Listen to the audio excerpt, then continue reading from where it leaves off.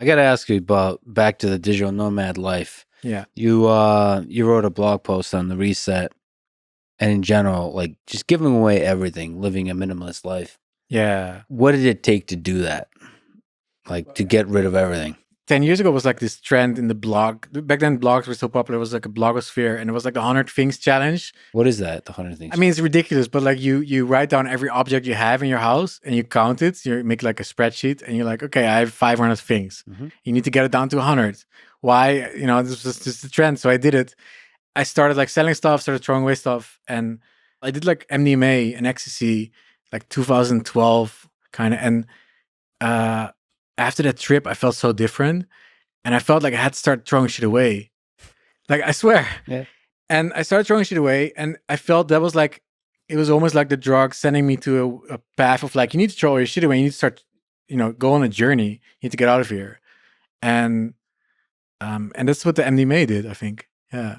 How hard is it to get down to 100 items? Well, you need to like sell your PC and stuff. You need to go on eBay, and then, man, going on eBay selling all your stuff is very interesting because you discover society. You meet the craziest people. You meet every range from rich to poor. Everybody comes to your house to buy stuff. It's so fun. It's so interesting. I recommend everybody do this. Just to meet people that want your shit. Yeah, it was so like I didn't know I was living in Amsterdam, and I didn't know I have my own subculture, whatever, and I discovered the Dutch people like as they are from eBay, So I sold everything. What's like the weirdest thing you had to sell and you had to find a buyer for? Not the weirdest, but like what's memorable? So back then I was making music, and we would make music videos with like a Canon 5D camera. Yeah. Back then everybody's making films and music videos that, and we bought it with my friends and stuff, and it was kind of like I had to sell this thing too because it was very expensive, like 6K or something. Yeah. But it meant that selling this meant that we wouldn't make music videos together anymore. I would leave Holland. This kind of like stuff we were working on would end. And I was kind of saying, this music video stuff, we're not getting big, we're not getting famous in this or successful. We need to stop doing this. This music production also, it's not really working. And it was kind of like, felt very bad, for my friends, because we would work together on this. And to sell this like camera that we'd make stuff with. And it was a hard goodbye. It was just a camera, but it was like, it felt like, sorry guys, it doesn't work and I need to go, Who bought it? Do you remember?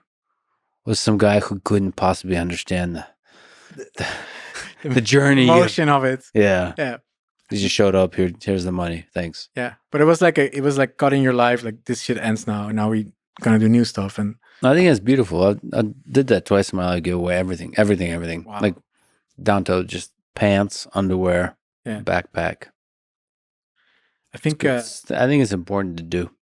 It shows you what's important. Yeah, I think that's what I learned from it. Like you learn that you can live with very little objects, very little stuff, and but there's a counter to it. Like you lean more on the stuff, on the services, right? Like for example, you don't need a car, you use Uber, right? Or you don't need kitchen stuff because you go to restaurants, when you're traveling. So you lean more on other people's services, but you spend money on that as well. So that's good. Yeah, but just letting go of material possessions, which it gives a kind of freedom to how you move about the world. Yeah. It gives you complete freedom to go into another city with your backpack. With a backpack. Yeah. There's a kind of freedom to it. There's something about material possessions and having a place and all that ties you down a little bit. Yeah. Like spiritually. It's good to take a leap out into the world, especially when you're younger, to like... Man, I recommend if you're 18, you get out of high school, do this, go travel. And build some internet stuff, whatever. If you bring your laptop, and it's amazing experience. 5 years ago, I'd still go to university, but now I'm thinking like, no, maybe skip university. Just go first, like travel around a little bit, figure some stuff out. You can go back to university when you're 25. You can like, okay, now I've been successful in business. You have money at least. Now you can choose what you really want to study. Because people at 18 they go study what is probably good for the job market, right? Mm-hmm. So it probably makes more sense like. If you want that, go travel, build some businesses, and go back to university if you want. So one of the biggest uses of a university is the networking. You gain friends, you gain you meet people. It's a forcing function to meet people. But if you can meet people out into the world by traveling, and you meet so many different cultures. I mean, the problem for me is like if I traveled at that young age, I'm attracted to people at the outskirts of the world. Like for me, like where? No, not geographically. Oh, like the subcultures. Like the weirdos, the darkness. Me too. But that might not be the best networking at 18 years old. for. No, but man, if you're smart about it, you can stay safe. And I met so many weirdos from traveling. You meet, that's how travel works. If you really let loose, you meet the craziest people. Yeah. And it's the most interesting people. And it's just, I cannot recommend it enough. Well, see, the thing is that when you're 18, I feel like, depending on your personality, you have to learn both how to be a weirdo and how to be a normie. Like, you still have to learn how to fit into society. Yeah. Like, for a person like me, for example, who's always an outcast, like, there's always a danger for going full outcast. Yeah. And that's a harder life. If you go full artist and full like darkness, it's just a harder life. You can come back. You can come back to normie. That's a skill. That's like, I think you have to learn how to fit into like polite society. But I was very strange outcast as well, and I'm more adaptable to normie now. You learned it, yeah. After 30s, you're like, yeah. But I mean, it's a skill you have to learn. Yeah, I feel also that you start as an outcast, but the more you work on yourself, the less like shit you have. You kind of start becoming more normie because you become more chill with yourself and more happy, and it kind of makes you uninteresting, right? A little bit. Yes. Like the crazy people are always the most interesting if you've solved your internal struggles and your therapy and stuff, and you kind of become it's not so interesting anymore. Maybe you don't have to be broken to be interesting, I guess is what I'm saying. Yeah. What kind of things were left when you minimalized? So the backpack, MacBook, toothbrush, some clothes, underwear, socks. Yeah. You don't need a lot of clothes in Asia because it's hot. So you just wear swim pants, swim shorts. You walk around flip-flops. So very basic t-shirt. And I would go to the laundromat and wash my stuff. And I think it was like 50 things or something. Yeah. Yeah, it's nice. There's, as I mentioned to you, there's the show Alone. Yeah. They really test you because you only get 10 items and you have to survive out in the wilderness.